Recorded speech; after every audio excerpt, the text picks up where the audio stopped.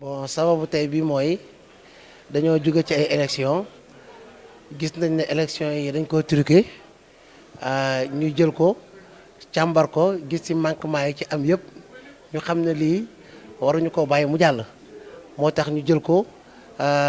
buñ ko càmbaree ba pare ñu jox ko suñuy kilifa sax ñoom nanguñu woon commencement bi dañoo wax ne am na foo xam ne gaye nañ fa am na foo xam ne gaye wuñ fa lépp loo xam ne da ngeen ko nar a yóbbu ci kanam yoon da ngeen di ñëw wan ñu ko bañ xam ndax jar na dem ci yoon wala jarul dem ci yoon ñu nit ñu insister jël ko yóbbul ko kilifa yi biñ ko yóbboo kilifa yi biñ ko xoolee ba pare lañ ne effectivement lii daa war a dem ci yoon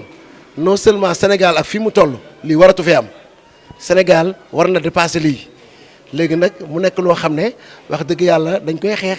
parce que li nga xam ne moo am à Wakhinane Nimzatt Sénégal yëpp dañ ko war a bañandoo parce que dañoo bëgg a delloo ay 20 ans ci ginnaaw vraiment ñu koy ñaawlu di ñaawlu si ñu ko def tamit. ay firnde yu leer nañ lañ am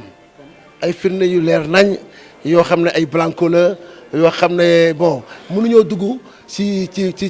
biir a biir mais boo xoolee ça se voit à l'œil nu da ngay xam ne lii sàcc la sàcc goo xam ne sax man damaa ragal ne sàcc yàkkamti la.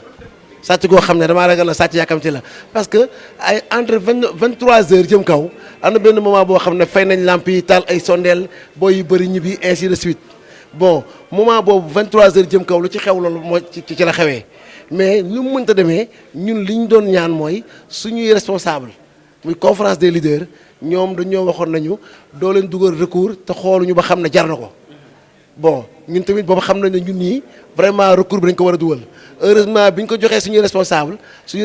bi ñu ko xoolee càmbaraat ko ñoom seen bopp même ñun bu ñu bayoon recours bi sax ñoom dañ koy dugal ñoom ndax dañuy xam ne lii c'est pas normal. dugal nañu recours baa ngi nii nekk na loo xam ne 14 pages la mu nekk lu dëgër këcc mi ngi nii 14 pages la mu nekk lu dëgër këcc mu nekk loo xam ne dañ koy teg suñu loxo ñu bëgg justice def liggéeyam ndaxte lii ay sàcc la. ay sàcc yoo xam ne la lii dafa rus sax Sénégal heure bii moment bii ñu ngi delloowaat 20 ans ci ginnaaw ay sàcc yu leer naññ la noonu loolu moom xalaatuma ko ay justice ba ñoo jox dëgg parce que damaa wóolu justice parce que tey jii nii soo ma laajoon tey jii ban jour la dama naan la tel jour la loolu jëlu justice di ko wax tey 1 plus 1 égale 2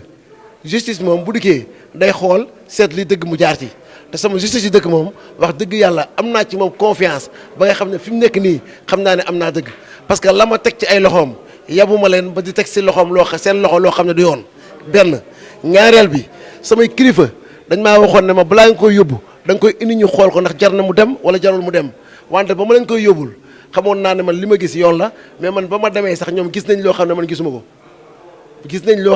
ko muy nag buñ ko indaatee mi ngi nii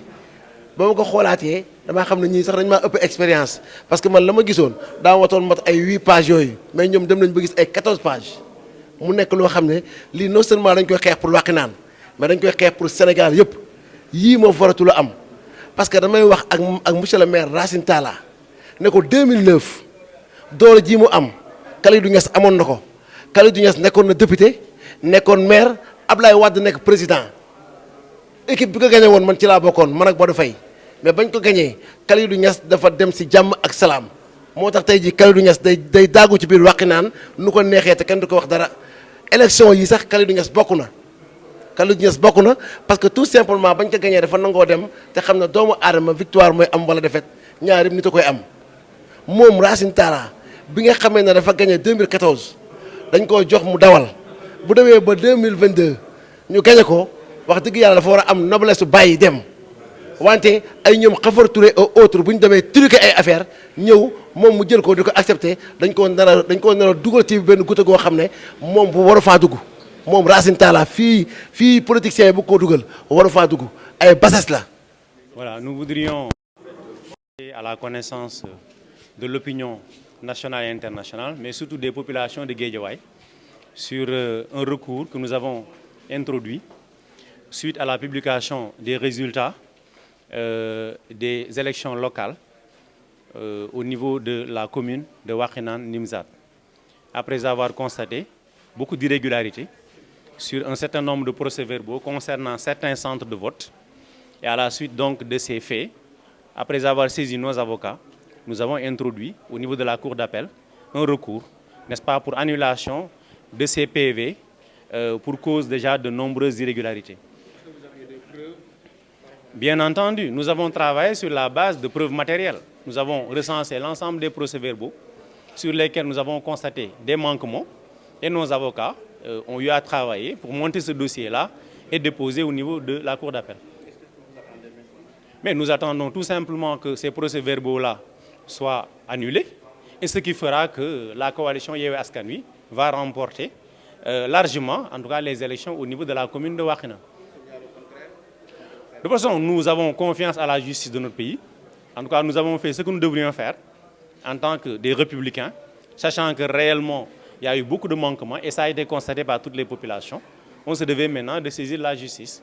Et je pense que justice sera faite et que aussi la victoire, en tout cas, de Yewwi Askan Wi, du maire Tahir Kanté, sera vraiment, du maire Tahir Konaté, en tout cas, sera retourné à la coalition Yewwi Askan Wi, qui est la coalition gagnante. Bien sûr, vous savez que c'est la loi qui nous donne la possibilité de faire un recours à chaque fois qu'il y a un manquement. Nous attendons en tout cas les résultats et nous allons en tout cas réagir en tout cas face à ça. Ça n'a rien à voir maintenant avec les législatives qui n'est rien d'autre que le respect du calendrier républicain. Non, ça a été, vous savez, je ne peux pas entrer dans le fond du dossier parce que tout simplement les avocats sont en train de travailler là-dessus. Et ils ont réellement noté beaucoup de manquements. Et ils ont quand même déjà à la suite, en tout cas, ficelé un dossier très solide qui a été déposé au niveau de la Cour d'appel et nous attendons. Non, non, ce n'est pas sur les listes, c'est en fait, en tout cas, c'est des manquements de nature diverse. Et eux, ils ont en tout cas pris en compte tous ces manquements-là et ils l'ont introduit dans le dossier. Et l'avenir nous dira. Oui, effectivement, tout ça, ça porte sur les procès-verbaux et nous avons pris vraiment le soin de bien étudier l'ensemble des procès-verbaux que nous détenons parce que nous avons pu,